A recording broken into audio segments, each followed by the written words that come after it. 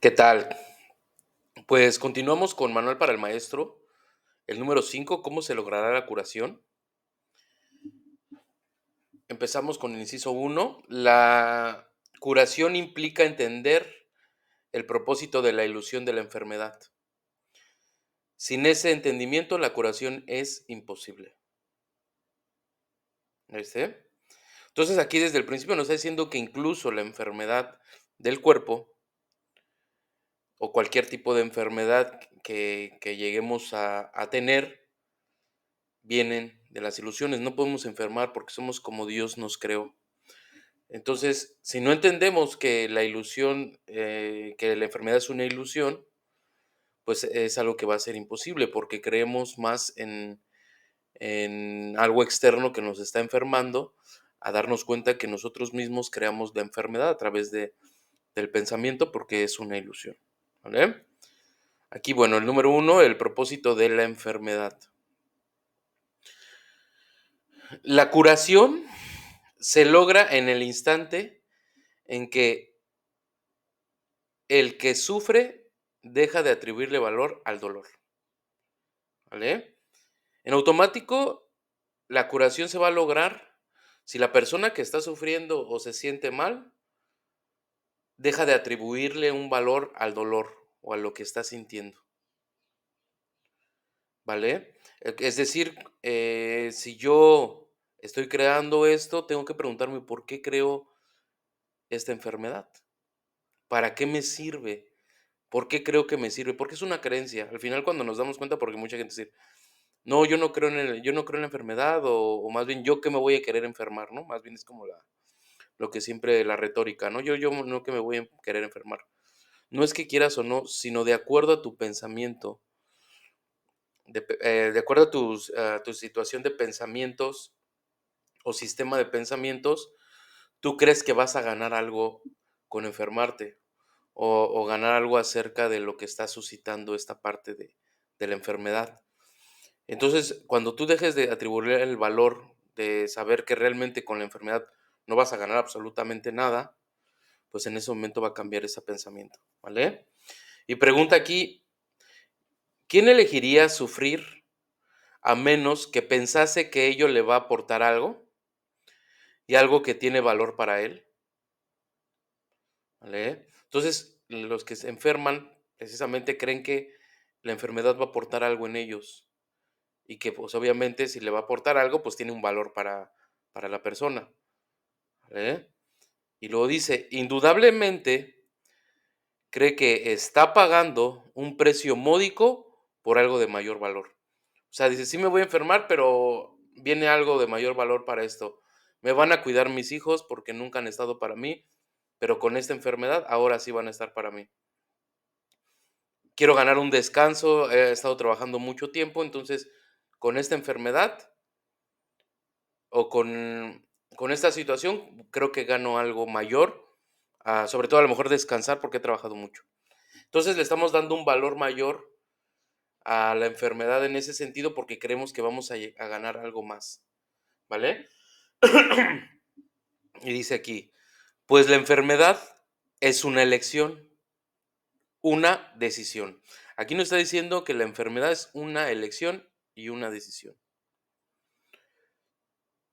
Es decidirse por la debilidad debido a la equivocada convicción de que es fuerza, ¿vale? Es decidirse por la debilidad debido a la equivocada convicción de que es fuerza. Cuando esto sucede, se ve a la verdadera fuerza como una amenaza y a la salud como algo peligroso, ¿vale? La enfermedad es un método concebido en la locura para sentar al Hijo de Dios en el trono de su Padre. A Dios se le ve como algo externo, poderoso y feroz, habido por quedarse con todo el poder solo para sí mismo. Únicamente con su muerte puede su Hijo conquistarle. ¿vale? Cuando nosotros enfermamos, por eso dice, es una locura creer que te enfermas, porque si eres como Dios te creó, Dios no enferma, Dios no se hace daño, Dios no nos hace daño. Entonces, cuando creemos que enfermamos, estamos poniendo de sede, obviamente, a la fuerza, pero la fuerza externa. O sea, es decir, cuando yo enfermo, incluso le pido a Dios que no me enferme, ¿no? Cuando Dios realmente no cree en la enfermedad, porque sabe que eres creado tal cual a su semejanza, eres espíritu, ¿vale? Entonces no puedes enfermar. Cuando tú crees que enfermas, tú mismo quieres, haz de cuenta de decir, como tú no puedes enfermar en tu ego, ¿qué le dices a Dios? ¿Cómo no? Veme, estoy enfermo. Es más, estoy agonizando para que veas que puedo morir. Por eso dice también aquí, ¿no? O sea, a Dios se le ve como algo externo, poderoso y feroz. O sea, que Dios mío, ayúdame, ¿no? Porque estoy enfermo. Cuando Dios no está en eso, Dios no cree en la muerte, Dios no cree en la enfermedad, ¿vale? Y por eso dice, únicamente con su muerte su hijo puede conquistarle, ¿no? A esa persona malvada que es Dios. O sea, por eso estás entrando en una locura con la enfermedad. No puedes enfermar a menos que tú creas que ganas algo con ello, ¿vale? 2.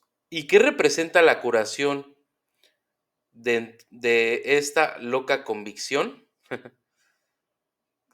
No, sí enfermo, sí me hago daño, sí, o sea, sí se puede porque así lo he vivido y así lo he creído.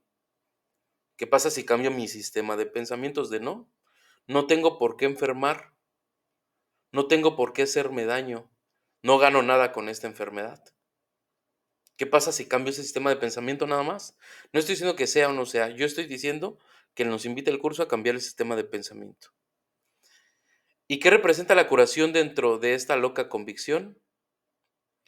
Simboliza la derrota del Hijo de Dios y el triunfo de su Padre sobre él, ¿vale? Para que vean la locura.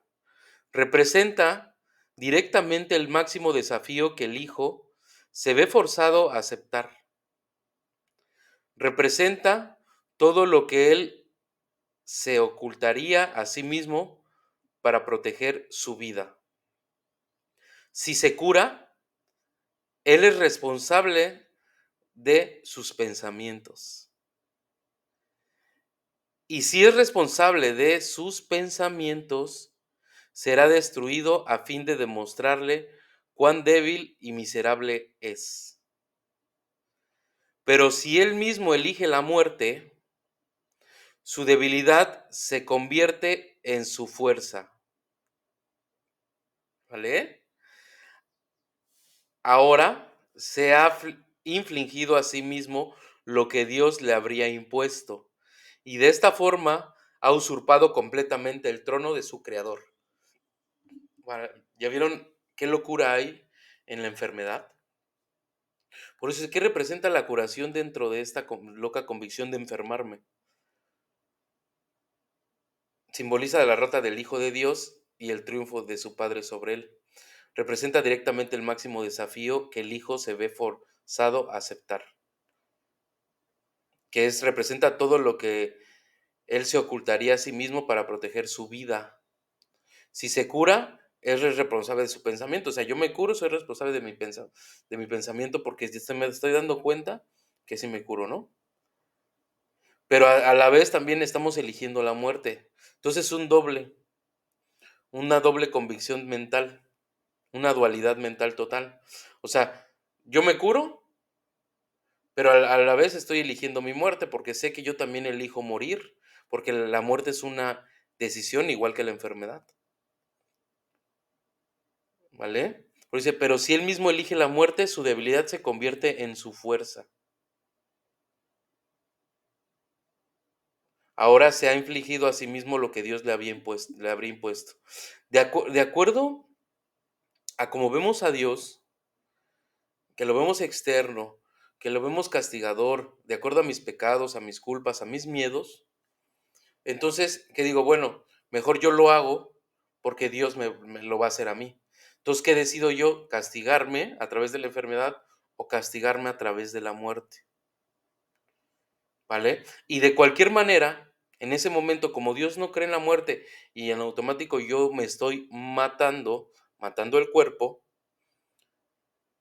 en ese momento he usurpado completamente ya el trono de Dios. O sea, por ambas partes, ¿no? O sea, cuando yo sano, pero como aún no tengo la convicción de que yo soy creador de mi vida y de mi muerte en el pensamiento de decidir si voy hacia lo que me comparte el Espíritu Santo, el amor o el ego, el miedo, como no he tomado esa decisión completamente, entonces digo, bueno, me sano, pero de todas formas voy a morir. Pero yo como estoy creando mi muerte, estoy usurpando el trono de Dios, que Él es vida, o sea, Él no cree en la muerte. Entonces dice, pues tú has creído en la muerte y tú eres el que sigues y sigues matando o matándote en automático. Entonces, por ambas partes, si yo le estoy dando a la enfermedad el poder de enfermarme, es algo externo a mí. Por ende, como Dios me creó, aún así estoy usurpando el trono de Dios, porque no estoy creyendo. O sea, el final de esto es creer que yo estoy mandándome a mí mismo, que yo me enfermo o que yo me mato. Entonces, en automático usurpo el lugar de Dios. Cuando yo le digo, Dios, yo sé que tú eres vida, yo sé que no tengo por qué enfermar, te entrego todo esto a ti, se lo estoy entregando realmente al creador de la vida, no de la muerte. ¿Vale? Por eso es muy sutil en la manera en que estamos pensando. Y en 2 aquí nos dice, un cambio de percepción. La curación es directamente proporcional al grado de reconocimiento alcanzado con respecto a la falta de valor de la enfermedad. ¿Vale? Cuando ya realmente le estoy quitando el valor a la enfermedad, me estoy dando cuenta que no gano absolutamente nada con esto. ¿Vale? Y aquí lo dice literalmente, solo con decir, con esto no gano nada, uno se curaría. Pero antes de poder decir esto, es preciso reconocer ciertos hechos, ¿vale? Aquí ya nos va a empezar a decir en nuestra mente cómo empezarla a modificar o empezar a abrir la mente. En primer lugar, resulta obvio que las decisiones son algo propio de la mente, no del cuerpo. O sea, hay que entender eso precisamente. El cuerpo no me manda. O sea, yo le digo al cuerpo hacia dónde ir, qué hacer, si enfermarse, si no enfermarse, si sentirse bien, si no, a través de la mente, no del cerebro, de la mente. ¿Vale? Por eso dice, la decisión son algo propio de la mente, no del cuerpo. ¿Vale? Si la enfermedad no es más que un enfoque defectuoso o erróneo, yo le diría, de solventar problemas, tiene que ser entonces una decisión, ¿vale? Es un enfoque, es decir, la enfermedad es un enfoque, una percepción errónea de resolver algún problema, ¿vale? Tengo tantos conflictos que mejor enfermo al cuerpo o ataco al cuerpo, cuando realmente vienen los conflictos desde la mente. Por controlar, por miedos, por infinidad de pensamientos que tenemos, ¿vale? Por eso aquí, si la enfermedad no es más que un enfoque defectuoso de solventar problemas, tiene que ser entonces una decisión. Y si es una decisión, es la mente y no el cuerpo quien la toma. La resistencia a reconocer este hecho es enorme. No, ¿cómo no? El cuerpo es el que se enferma, yo no lo enfermo, es el cuerpo. No soy yo con mis pensamientos, no, para nada. Por eso es que la resistencia a reconocer este hecho es enorme, ya que la existencia del mundo tal cual como lo percibes depende de que sea el cuerpo el que toma las decisiones, que sea el cuerpo el pecaminoso, ¿no? El que hizo mal, cuando es a través de mis pensamientos que yo enfermo al cuerpo, ¿vale? Y aquí esto es fundamental. Términos tales como instintos, los reflejos y otros similares representan intentos de dotar al cuerpo con motivadores no mentales. En realidad, tales términos no hacen más que enunciar o describir el problema, pero no lo resuelven. Entonces nosotros, para hacer más, más real el cuerpo, ¿qué hago? Reflejos, instintos, dolor, sentimiento, todo eso le voy metiendo a través de mis pensamientos, de mi mente, para que me duela, para que lo enferme y así real el sueño. Por eso dice, o sea, ¿de qué dependería esta decisión de decir, no, yo a través de mi pensamiento enfermo o no enfermo al cuerpo? ¿De qué depende? De toda la existencia del mundo que percibimos, de todo, porque así ya te das cuenta que todo es mental, que el cuerpo no existe, no es real. Tú has concebido el cuerpo hasta de instintos, de reflejos, etcétera, para hacerlo real, ¿vale? Dos, la base fundamental de la curación es la aceptación del hecho de que la enfermedad es una decisión que la mente ha tomado a fin de lograr un propósito para el cual se vale del cuerpo. Creemos que enfermando o creemos que haciéndonos daño vamos a conseguir algo mayor a esta sensación o a esta enfermedad. Voy a conseguir algo mayor, que me cuiden, que me procuren, que me den dinero, no sé, tantas cosas que se pueden hacer. Pero lo que tenemos que comprender es que nosotros, a través de la mente, creamos la enfermedad, nos lastimamos, ¿vale? Y esto es cierto con respecto a cualquier clase de curación, ¿vale? El paciente que acepta esto se recupera, que acepta que la mente es la que enferma al cuerpo. Si se decide en contra de la recuperación, no sanará. Y pregunta aquí, ¿quién es el médico entonces? Pues la mente del propio paciente. El resultado acabará siendo el que él decida, que decidas cada uno de nosotros. Ese va a ser el resultado que tendremos, o sanar o seguir enfermos, ¿vale? Por eso dice aquí, el resultado acabará siendo el que él decida, el médico, que somos cada uno de nosotros a través de nuestra mente. Agentes especiales parecen atenderle, sin embargo, no hacen otra cosa que dar forma a su decisión. Aquí, agentes especiales se dice a los doctores, ¿no? Agentes especiales o personas especiales con títulos especiales parecen atenderte. Sin embargo, no hacen otra cosa que dar forma a su decisión. Claro, si yo me siento enfermo, necesito a alguien que me lo rectifique. Y obviamente, ¿cómo lo hacemos? Los escogemos con vistas a dar forma tangible a sus deseos, ¿vale? Agentes especiales parecen atenderle, sin embargo, no hacen otra cosa que dar forma a su decisión. O sea, estoy enfermo de esto, sí, sí, efectivamente estás enfermo. Ya nada más hasta con estudios, sí, estás enfermo.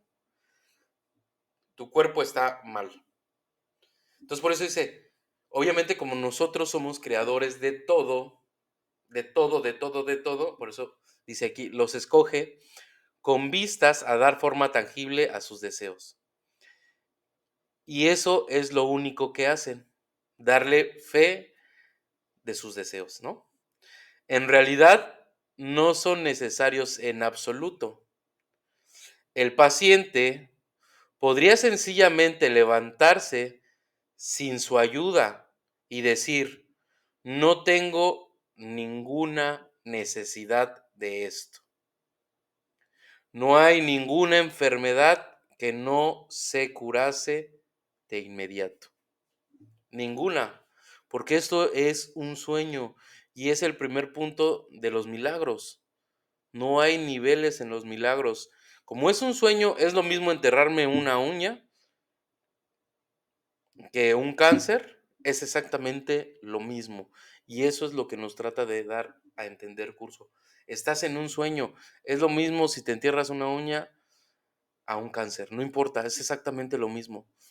Nada más que tú crees que estás ganando algo con ello o te sientes tan culpable que dices, tengo que enfermar el cuerpo, tan culpable que estoy, ¿vale?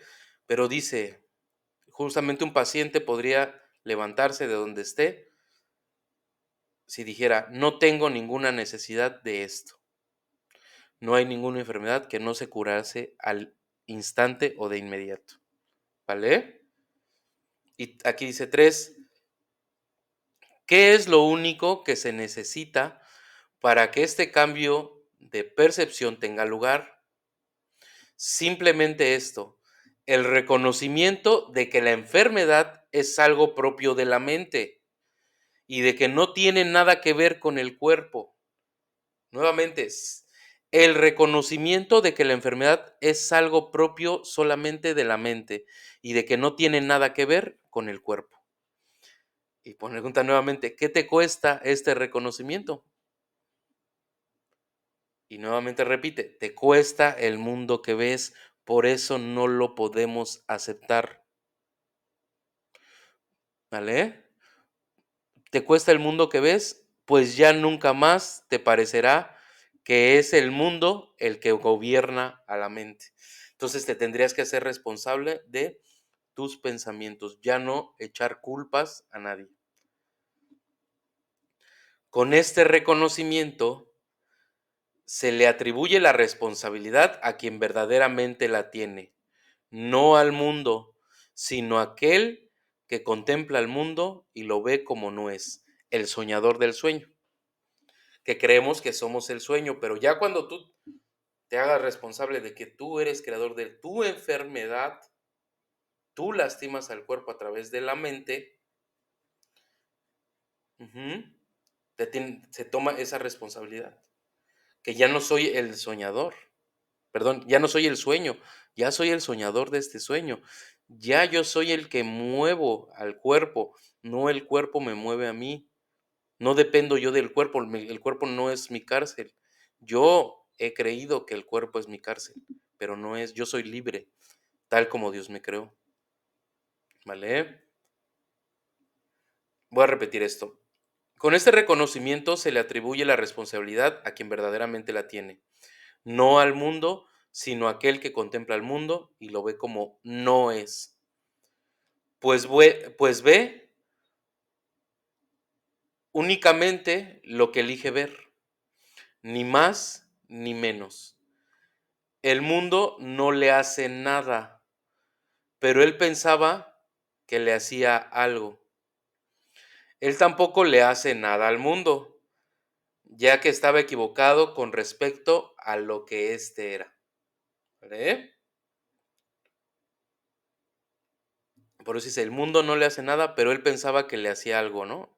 Que el sueño lo estaba atacando, que las situaciones lo estaban atacando. Pero también es interesante, te dice, él tampoco le hace nada al mundo, ya que solamente estaba equivocado con respecto a lo que éste era, simplemente un error de percepción, ¿vale? En esto radica tu liberación de la culpa y de la enfermedad, pues ambas son una misma cosa. ¿Por qué enfermaríamos al cuerpo si no nos sentimos culpables? Hay culpas, por eso nos enfermamos, por eso nos hacemos daño, porque nos sentimos culpables de algo. Sin embargo, para aceptar esta liberación, la insignificancia del cuerpo tiene que ser una idea aceptable. Es decir, que el cuerpo no vale, o sea, no tiene sentido ni para lo bueno ni para lo malo, simplemente no tiene sentido. Aquí lo dice, el cuerpo úsalo simplemente para comunicar, nada más, pero no lo ves como un símbolo de pecado, un símbolo de ataque, porque si no, vuelves a creer en el cuerpo, que el cuerpo es el que tiene sometido a la mente, y no la mente es la que ha creado el cuerpo, ¿vale? Por eso decimos la mente dividida y la mente unificada. La mente dividida cree que el cuerpo es el que existe, es el que hace daño, es el que lastima, ¿vale? Seguimos. Bueno, entonces tenemos que, bueno, dice aquí, la insignificancia del cuerpo tiene que ser una idea aceptable, ¿vale? Con esta idea, el dolor desaparece para siempre. Y con esta idea desaparece también cualquier confusión acerca de la creación, porque te das cuenta que tú eres el creador de todo este sueño. Y pregunta, ¿cómo podría ser de otra manera? Basta con poner causa-efecto en su verdadera secuencia con respecto a algo para que el aprendizaje se generalice y transforme al mundo. Causa-efecto. ¿Quién es la causa? La mente. El efecto, el cuerpo, el dolor, el miedo. La mente dividida, esa es la causa. Entonces tenemos que empezar con la causa, nuestra mente dividida. ¿Vale? El valor de la transferencia de una idea verdadera no tiene límites ni final. El resultado final de esta lección es el recuerdo de Dios. ¿Qué significado tiene ahora la culpa, la enfermedad, el dolor, los desastres y todo sufrimiento? ¿Qué significado tiene con Dios? Nada. Al no tener ningún propósito, no puede sino desaparecer. Y con ellos desaparecen también todos los efectos que parecían tener. Causa y efecto no son sino una réplica de la creación. ¿Vale? Visto en su verdadera perspectiva, sin distorsiones y sin miedo, restablecen el cielo. ¿Vale? Entonces, esto nos invita a que nos demos cuenta que la verdadera causa es el pensamiento. En este caso, si estamos trabajando a través del miedo, ¿qué va a haber? Culpa, enfermedad, dolor, sufrimiento, etcétera. Eso es lo que vamos a encontrar. Cuando yo ya me perdono, que estoy creando todo a través de mi pensamiento, todas estas proyecciones, todos estos miedos que estoy creando yo a través de mi pensamiento, me va a acercar a Dios. Porque porque ya me estoy, primero que todo me voy a dar cuenta que yo he creado toda mi realidad a través de mi pensamiento. Y con el trabajo de perdón, de no tengo por qué enfermarme, eh, ya no tengo por qué proyectar mis enfermedades, mi dolor, mis culpas, ya no hay nada que proyectar. Entonces, ¿qué empiezo a ver? Ahora sí la verdad, la realidad, donde eres infinito, inmutable, eterno como Dios, tal cual como Dios te creó. Entonces, cuando nosotros nos vamos a dar, por eso dice, tienes que tener claro en dónde poner la causa y el efecto. La causa es todo mi pensamiento. De ahí nace todo, ya sea con mi mente dividida o con mi mente unificada, pero de ahí nace todo a través de mi pensamiento. ¿Vale? Y la 3 aquí, la función del maestro de Dios. Si el paciente tiene que cambiar de mentalidad para poder curar o para poderse curar, ¿qué puede hacer el maestro de Dios? ¿Puede cambiar la mentalidad del paciente por él? Pues que pone aquí, desde luego que no, porque pues si no sería lo mismo que un médico, lo mismo que cualquier otra persona que te diga qué hacer o no hacer, ¿no? Le seguirías otorgando afuera lo que es dentro de ti, ¿vale? Por eso pone aquí, para aquellos que ya están dispuestos a cambiar de mentalidad, la función del maestro de Dios no es otra que la de regocijarse con ellos, pues se han convertido en maestros de Dios junto con Él. Cuando yo acepto que la causa es desde mi mente, que yo creo toda esta realidad, entonces el maestro de Dios dice, "Ah, pues qué bueno que también te diste cuenta, ya somos dos, para podernos unificar, que la mente es la que está creando toda la realidad, no el cuerpo, ¿vale? Por eso dice, el trabajo del maestro de Dios no solamente es regocijarse con él, así de, qué bueno, ¿no? Que ya también te diste cuenta que todo es mente, que todo lo has creado desde la mente y solamente así vas a sanar. No obstante, tiene una función más específica con aquellos que no entienden lo que es la curación. Estos pacientes no se dan cuenta de que ellos mismos han elegido la enfermedad, lo que habíamos mencionado, ¿no? Es una elección, enfermarse es una elección. Por el contrario, creen que la enfermedad los eligió a ellos, ¿vale? Que el cuerpo es el que manda, ¿vale? No tienen tampoco una mentalidad abierta al respecto, o sea, se aferran a decir que el cuerpo es el que se enferma, que ellos no lo enfermaron, que él solito se enfermó porque tomaban mucha coca, ¿no? No, o sea, no se hicieron responsables desde que desde su mente crearon toda esa realidad. Por eso dice aquí, el cuerpo les dice lo que tienen que hacer y ellos obedecen. Eso es fuerte, ¿eh? O sea, aquí ya cuando hay un accidente o algo fuerte en nuestro cuerpo, ¿qué hacemos? Le damos tanta intención al cuerpo que dice, el cuerpo decide lo que tengo que hacer y lo que no. Y yo obedezco al final, porque precisamente tengo tanta culpa y le he dado tanto intención al sueño que me hago parte del sueño y que el sueño haga de mí lo que quiera, ¿no? En este caso el sueño es el ego, el miedo, la culpa. Eso es lo que es el sueño. No tienen idea de cuán demente es este concepto.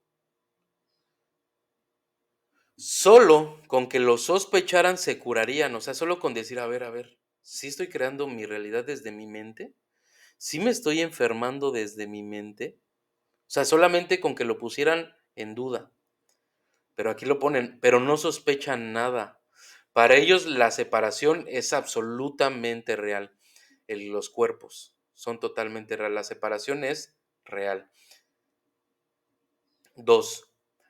Los maestros de Dios acuden a estos pacientes representando una alternativa que ellos habían olvidado. La simple presencia del maestro de Dios les sirve de recordatorio. ¿Por qué? Porque el maestro de Dios ya sabe que crea la enfermedad a través de su mente dividida, de creerse separado de Dios, de creer en el sueño y me empiezo a enfermar porque creo en la separación, creo en la muerte, creo en la enfermedad, creo en todo el sueño. Entonces, un maestro de Dios, si tiene la certeza, en automático, como somos una sola mente, cuando ve un paciente, ve a un maestro de Dios, ¿qué hacía con Jesús? Jesús en automático lo veían y decían, wow, ¿no? En automático podía compartir la curación, ¿vale? Por eso dice aquí, su manera de pensar reclama el derecho de cuestionar lo que el paciente ha aceptado como verdadero, ¿vale? Porque yo ya no veo al paciente, o en este caso los maestros de Dios ya no ven al paciente como alguien enfermo, sino con alguien que tiene una percepción errónea acerca de él mismo, solamente, ¿vale? Por eso dice que solamente con su presencia es el recordatorio, ¿vale? En cuanto que mensajeros de Dios, los maestros de Dios son símbolos de la salvación. Le piden al paciente que perdone al Hijo de Dios. En su propio nombre representan la alternativa. El perdón hacia ti mismo. Dice, perdona al Hijo de Dios, es decir, perdónate a ti mismo porque tú eres hijo de Dios. Perdónate, ya no te culpes, ya no te hagas daño. Eso es lo único que pueden hacer. Compartir la sanación a través del perdón. ¿Vale? Con la palabra de Dios en sus mentes, solamente en sus mentes, vienen como una bendición, no para curar a los enfermos, sino para recordarles que hay un remedio que Dios les ha dado ya, ¿vale? Para que vean que los maestros de Dios no son los que sanan, es Dios. Solamente el maestro de Dios se está recordando a sí mismo que no es cuerpo, que él mismo él es la mente, que es la mente tal cual Dios lo creó. Entonces, en automático yo comparto eso a través de mi mente. Por eso dice, solamente viene a recordarles que hay un remedio que Dios les ha dado ya.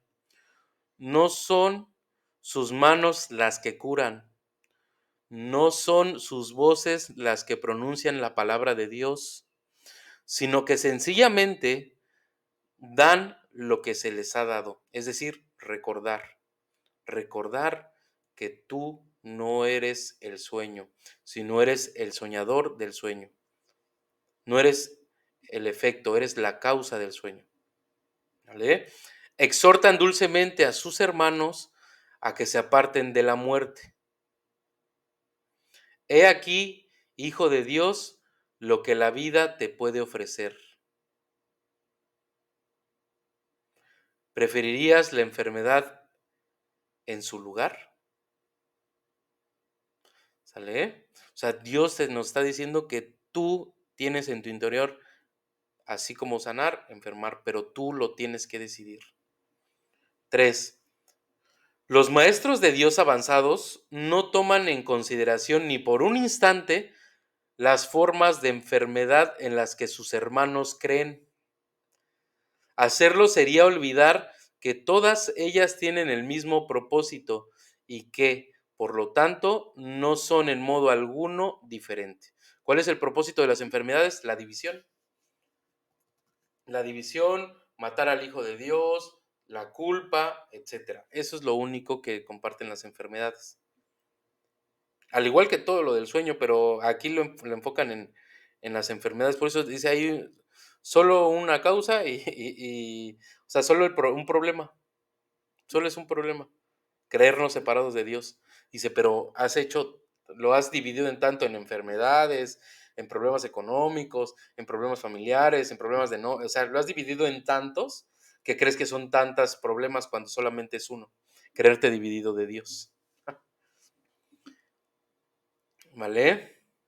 Entonces dice, creer en las enfermedades es hacerlo, sería olvidar que todas ellas tienen el mismo propósito y que por lo tanto no son en modo alguno diferentes. Los maestros de Dios tratan de oír la voz de Dios en ese hermano que se engaña a sí mismo hasta el punto de creer que el Hijo de Dios puede sufrir. ¿Vale? O sea, tenemos una mente tan dividida que creemos que podemos sufrir cuando no podemos sufrir porque somos tal cual nos creó Dios, ¿vale? Los maestros de Dios reconocen que las ilusiones no tienen efectos, ¿vale? Los maestros de Dios reconocen que las ilusiones no tienen efectos, no hay efectos en las ilusiones. La verdad que se encuentra en sus mentes se extiende hasta la verdad que se encuentra en las mentes de sus hermanos y de este modo no refuerzan sus ilusiones. Todo es aquí en la mente. Por eso se le pide al Espíritu Santo que guíe nuestros pensamientos, que guíe nuestras percepciones hacia la unidad, hacia el amor, para no caer nuevamente en esta parte de las ilusiones. De manera que éstas se llevan ante la verdad. Todas las ilusiones se llevan ante la verdad. La verdad no se lleva ante ellas, pues no.